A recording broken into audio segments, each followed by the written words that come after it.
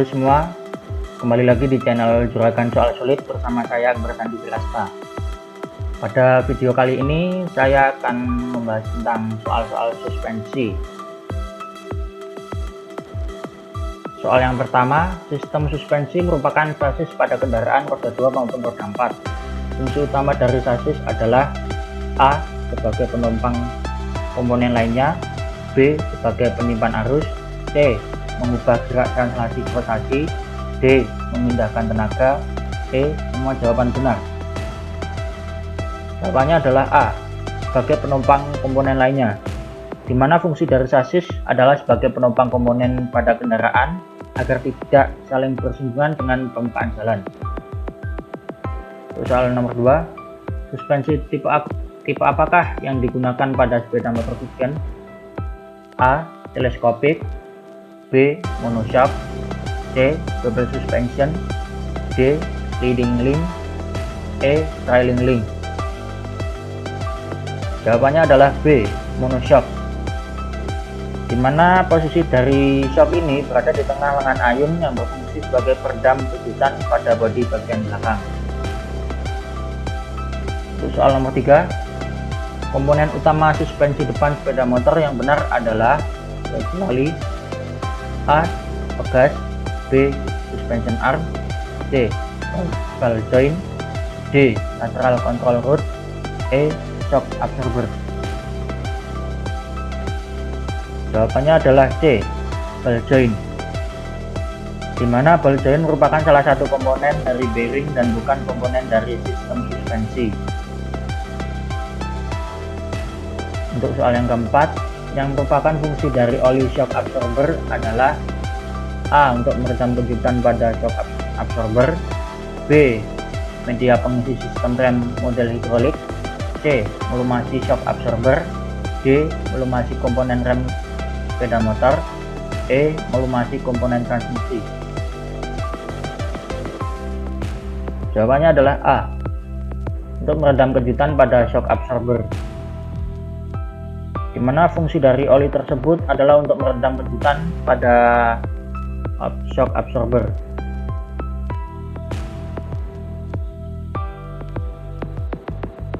Untuk soal selanjutnya, apakah penyebab yang terjadi pada saat mengendalikan motor berat ke salah satu sisinya? A. Oli shock breaker bocor, B. Seal oli shock breaker aus, C. Volume oli shock breaker terlalu banyak, D. Volume oli shock breaker kurang, E. Volume oli shock breaker kiri dan kanan tidak sama. Jawabannya adalah E. Volume oli shock breaker kiri dan kanan tidak sama, di mana penyebab yang biasa terjadi adalah akibat dari berkurangnya volume oli shock breaker di salah satu sisinya, yang menyebabkan salah satu sisi dari shock breaker tersebut terasa berat. Untuk soal nomor 6, yang merupakan komponen suspensi utama pada sepeda motor adalah kecuali A. Stang, B. Telescopic fork, C. A-brush, D. Bantalan, E. Spring. Jawabannya adalah B. Telescopic fork, di mana pilihan jawaban yang terdapat di atas adalah komponen utama dari sistem suspensi belakang sepeda motor, kecuali telescopic fork. Untuk soal nomor 7, yang termasuk cara pemasangan shock absorber depan yang benar kecuali A. Ujung ulir rapat dipasang pada bagian bawah, B. Ujung ulir begas yang lebih renggang dipasang pada bagian bawah, C. Pangkal pegas dipasang di bagian atas, D. Ujung begas yang mengecil dipasang di bagian bawah, E. Ujung ulir rapat dipasang di bagian atas. Jawabannya adalah A. Ujung ulir rapat dipasang pada bagian bawah, di mana cara pemasangan yang benar adalah ujung begas yang mengecil dipasang di bagian bawah, kemudian pangkal pegas dipasang di bagian atas. Untuk selanjutnya, ujung ulir pegas yang lebih renggang dipasang di bagian bawah, dan ujung ulir rapat dipasang di bagian atas. Soal selanjutnya atau nomor 8, Kondisi suspensi depan yang kurang empuk dapat disebabkan oleh A. Volume oli shock absorber melebihi batas. B. Volume oli shock absorber di bawah batas. C. Volume oli shock absorber tidak sama. D. Seal oli shock absorber keras. E. Oli shock absorber bocor. Jawabannya adalah A, dimana ketika volume oli melebihi batas akan memenuhi ruang silinder sehingga tenaga peredaman menjadi berkurang dan akan terasa keras pada suspensi. Soal nomor 9, apakah pengaruh dari lubang piston yang terlalu kecil? A. Peredaman kecil. B. Peredaman besar. C. Peredaman kasar. D. Peredaman terlalu ringan. E. Semua jawaban benar. Jawabannya adalah B, dimana semakin kecil ukuran dari lubang piston, fluida akan sulit mengalir ke bagian yang selanjutnya. Akibatnya posisi dari shock absorber menjadi keras. Jadi bila lubang pistonnya terlalu kecil, peredaman yang terjadi akan besar. Untuk soal nomor 10, apakah akibat yang terjadi apabila pegas suspensi belakang sudah terlihat lemah? A. Kendaraan terlihat lebih tinggi. B. Suspensi terlalu lunak dan tidak dapat menyerap getaran. C. Suspensi lunak tetapi masih bisa menyerap getaran pada jalan. D. Pada saat berbelok akan lebih nyaman. E. Semua jawaban benar.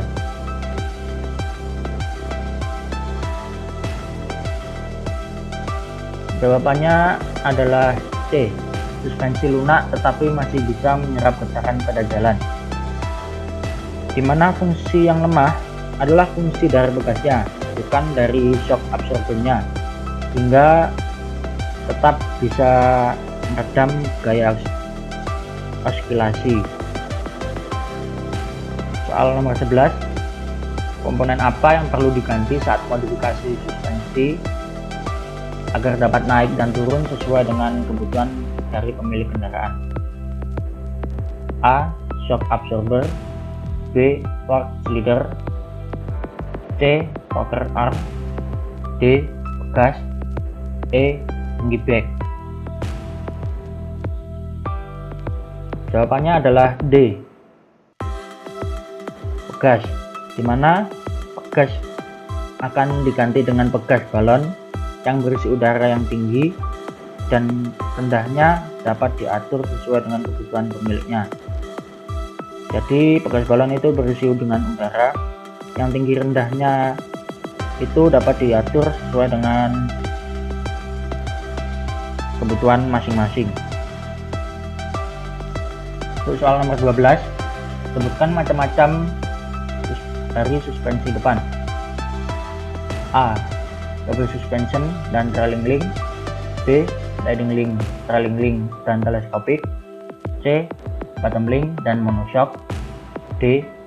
Double suspension dan monoshock. E. Bottom link dan double suspension. Jawabannya adalah B. Leading link, trailing link dan teleskopik. Dimana trailing link dan leading link merupakan tipe dari bottom link.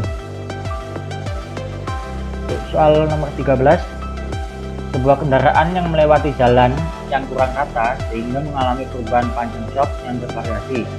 Perubahan pertama sepanjang 2 mm, kemudian 3 mm dan terakhir 1 mm, dan mengalami perubahan konstanta sebesar 622 Newton per mm dan 741 Newton per mm. Berapakah konstanta rata-rata pada kendaraan tersebut? A. 571. B. 572. C. 500. D. 575. E.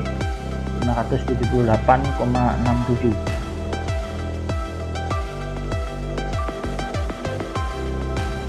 Jawabannya adalah D.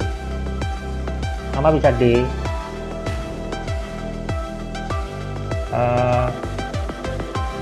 pada soal ini kita mencari K shock dengan rumus K shock sama dengan K1 ditambah K2 ditambah K3 per 2. Maaf, itu bukan 3 ya. Kemudian sama dengan 622 ditambah dengan 362 ditambah dengan 741, kemudian dibagi dengan 2 sehingga menghasilkan 170.725, kemudian dibagi dengan 2 hingga menghasilkan jawaban 575 Newton per milimeter. Jadi jawabannya adalah D, 575. Lanjut ke soal nomor 14. Shock absorber yang hanya memiliki satu silinder tanpa reservoir adalah A. Double tube, B. Single action, C. monotube, D. single tube, E. double action. Jawabannya adalah C. monotube, dimana pada shock absorber tipe ini hanya memiliki satu silinder tanpa reservoir tank.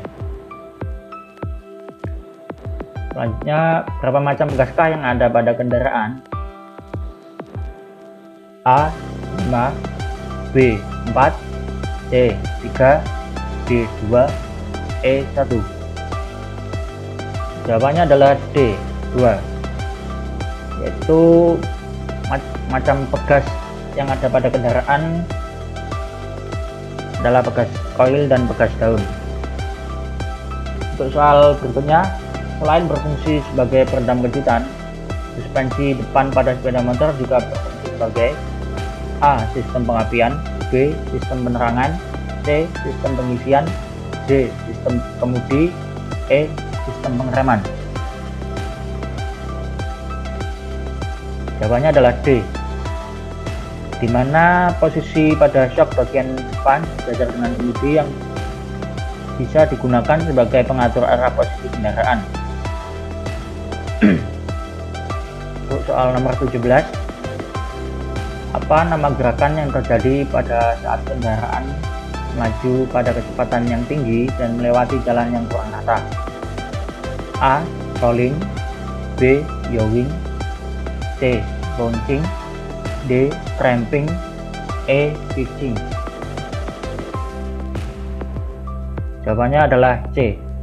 bouncing, di mana gerakan tersebut terjadi akibat kendaraan melaju dengan kecepatan yang tinggi dan melewati jalan yang kurang rata yang mengakibatkan kendaraannya terpental dari permukaan jalan. Untuk soal berikutnya atau soal nomor 18, pada beberapa pernyataan di bawah ini fungsi suspensi yang benar kecuali A. menopang kendaraan, B. menyerap kejutan, C. menyerap getaran, D. memberhentikan kendaraan, E. menyerap goncangan. Jawabannya adalah D.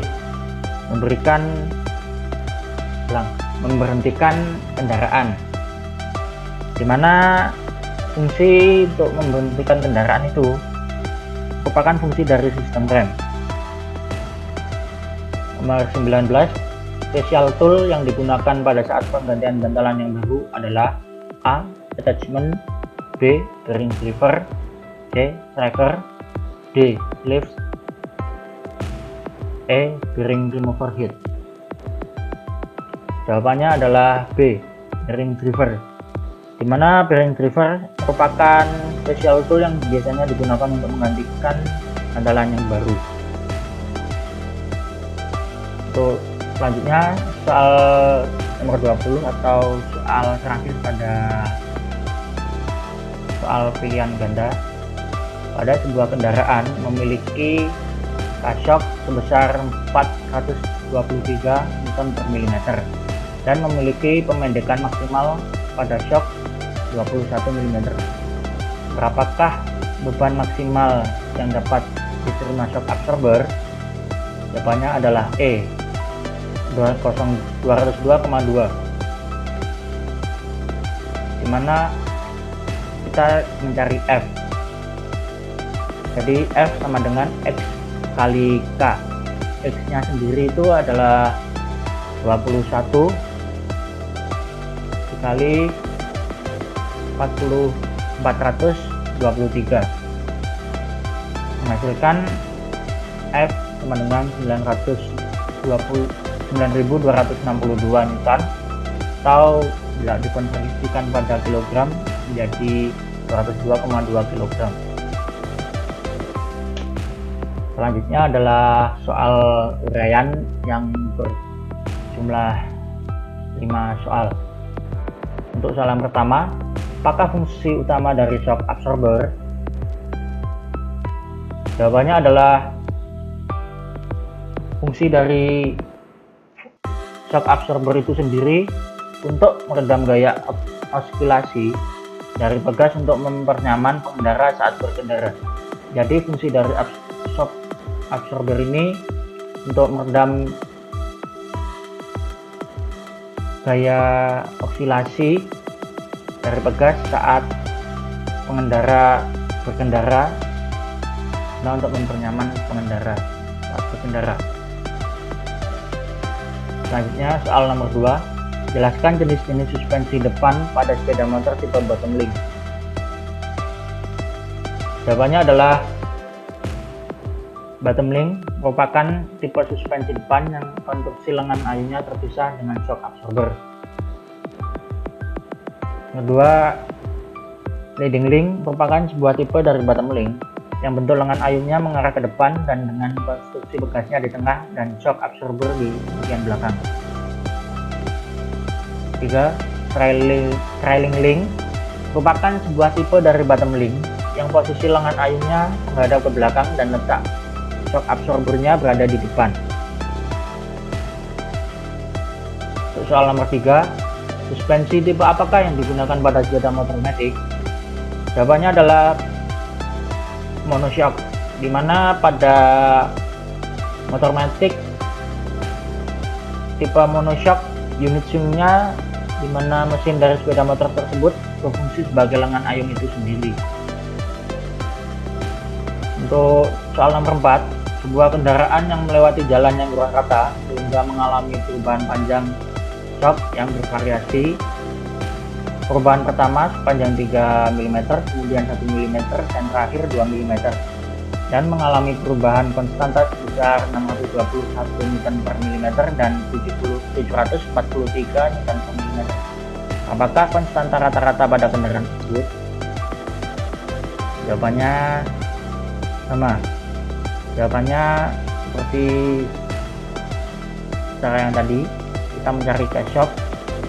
K-shock sama dengan K1 plus K2 plus K3 per 3, dimana menghasilkan 621 plus 362 ditambah 743 dibagi dengan 3 menghasilkan 1727 bagi 3 sama dengan 575,67 Nm/mm.